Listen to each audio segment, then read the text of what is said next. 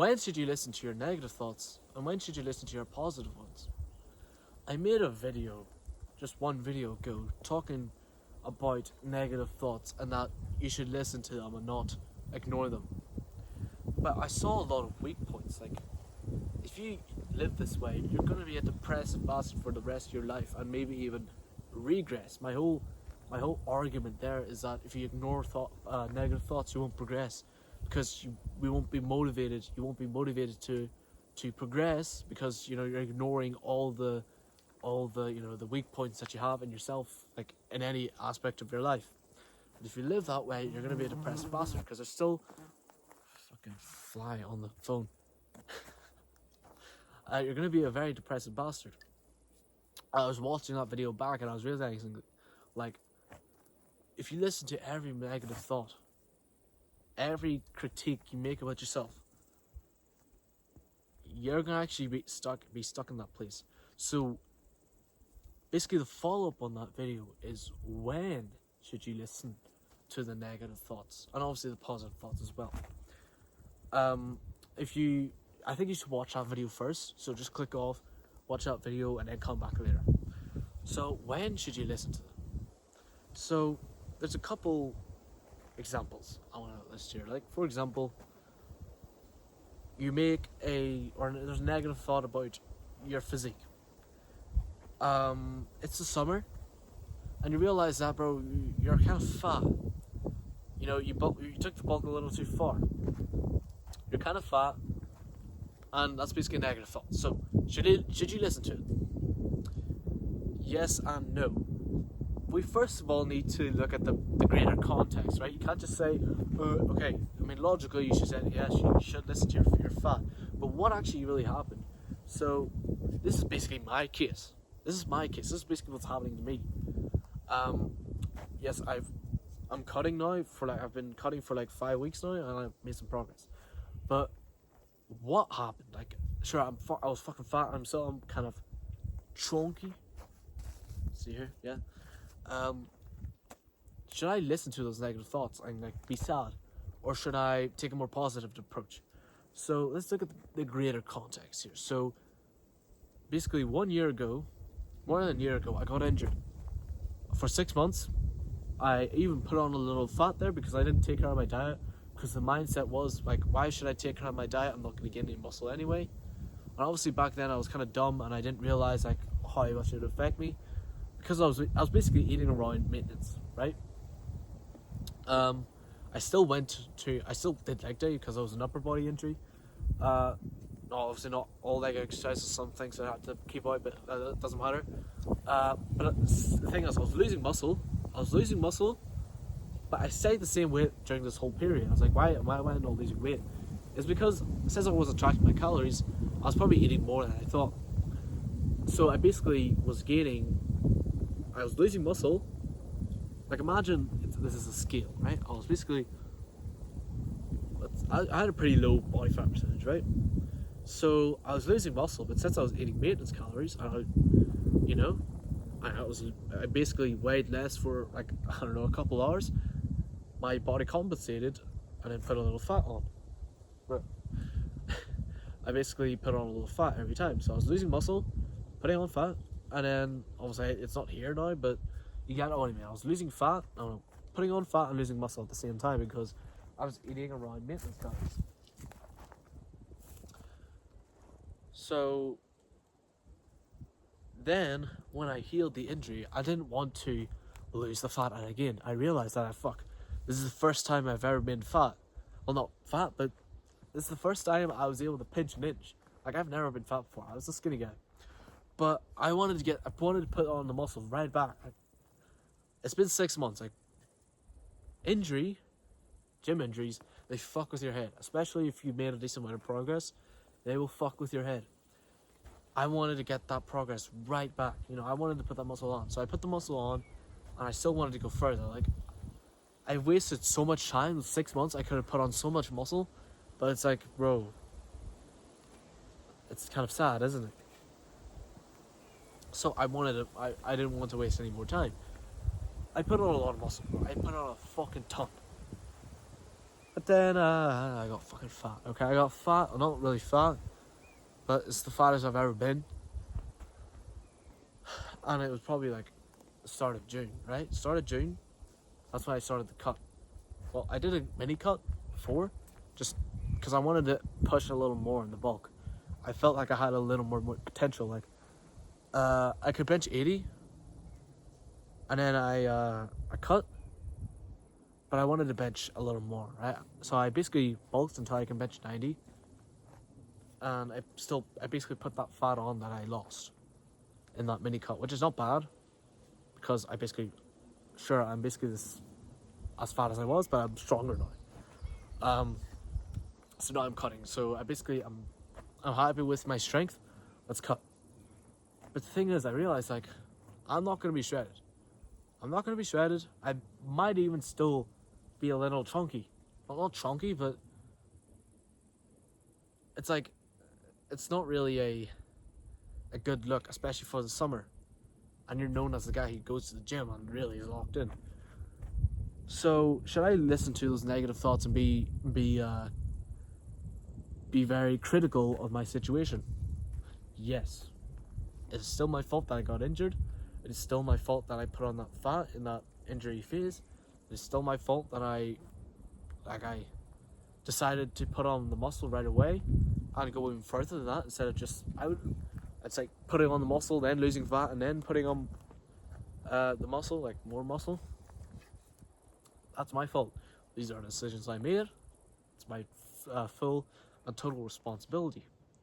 But the thing is, you gotta understand, I think anybody would have done this approach, especially if they're a gym bro and they made a decent amount of progress and they were injured. First of all, you're gonna want that muscle right back. I don't even think it would matter how fat you were. You would want that right back.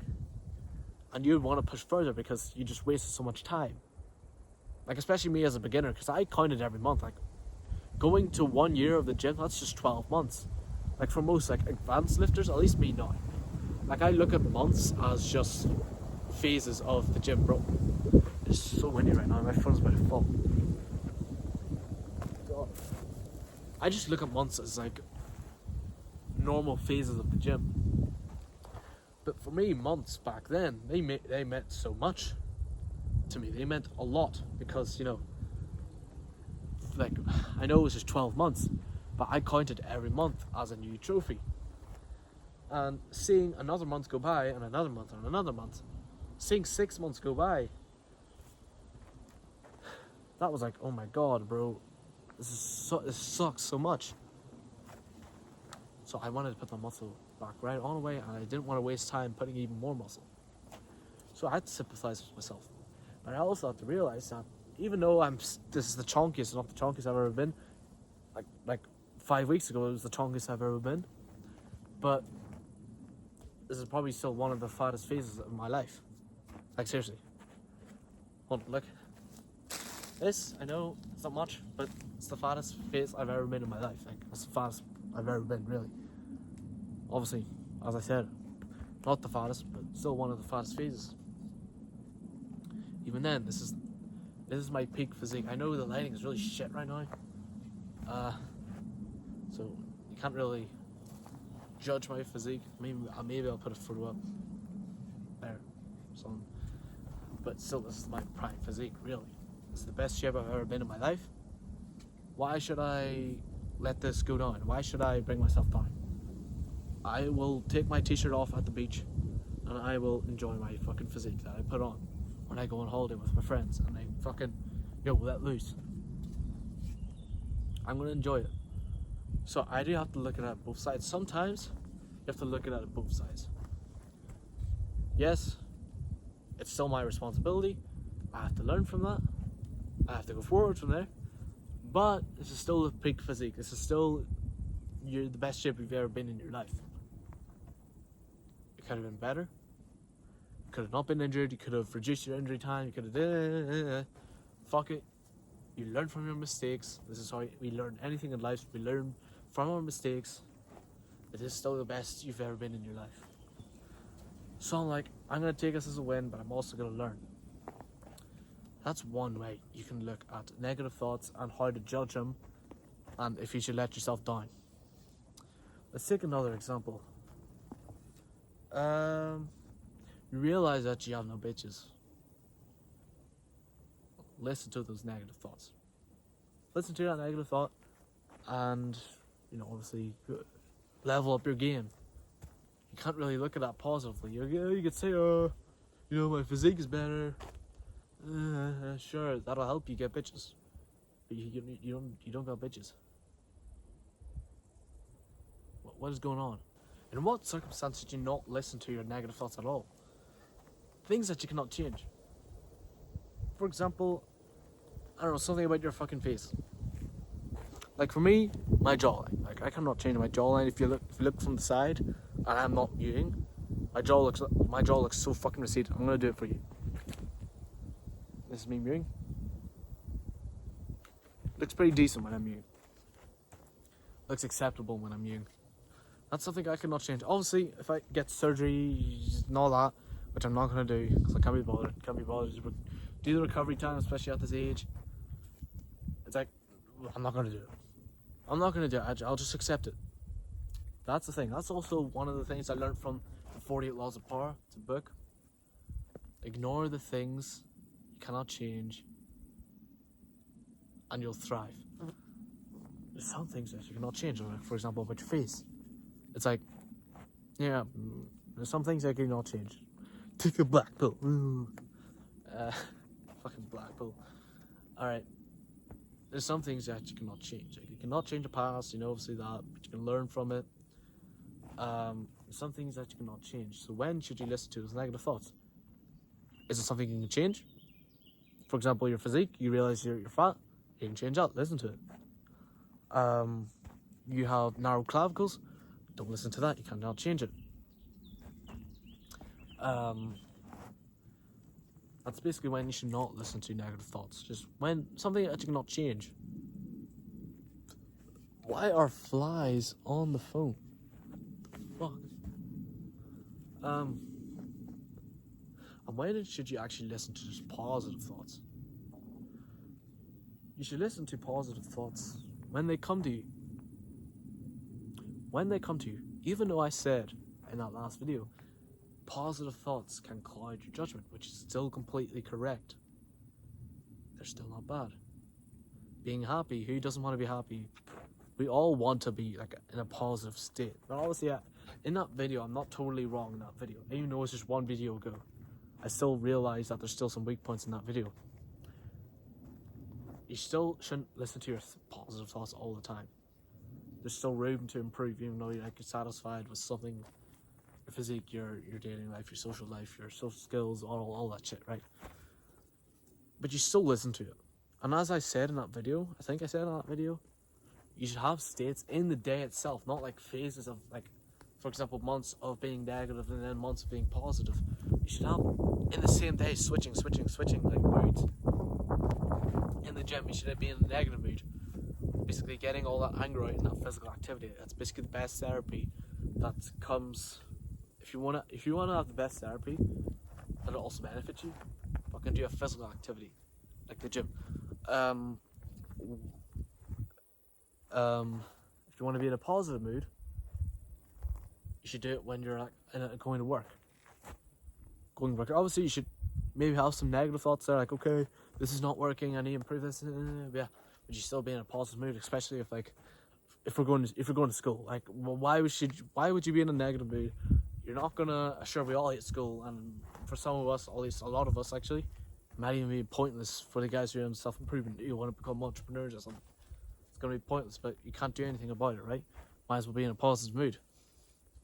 As I said, don't be sad about things that you cannot change. I cannot change. I have to go to school until I'm 18. So it's like I'm not gonna let myself down. I'm gonna be in a positive mood. I'm gonna basically do the schoolwork that I have to do. I'm gonna be social with my friends. I'll not be that guy in the corner who's just sad all the time. Even though he says he's disciplined, it's like, God, those people are cringe. Also, when you should definitely not listen to negative thoughts, is like in social situations.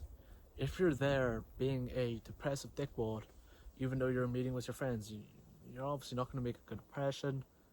You're not going to have a good time as well.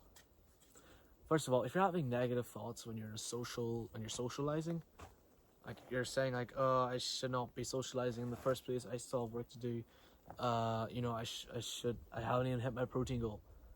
It's like, you shouldn't even be here in the first place. You shouldn't be there in the first place. If you're having negative thoughts when you're socializing, this is something I've learned. Socializing should completely be positive and be something you enjoy. If you're having negative thoughts, you shouldn't be there in the first place. Because there's still things that you need to do. So that's basically it. That's when you should listen to negative thoughts. Listen to them when there's things to improve in social situations, and listen to both when there's a greater context, and listen just to the positive when you're like in a social situation. And also don't listen to negative thoughts if they're things that you cannot change, if it's something you cannot change. I hope you learned something.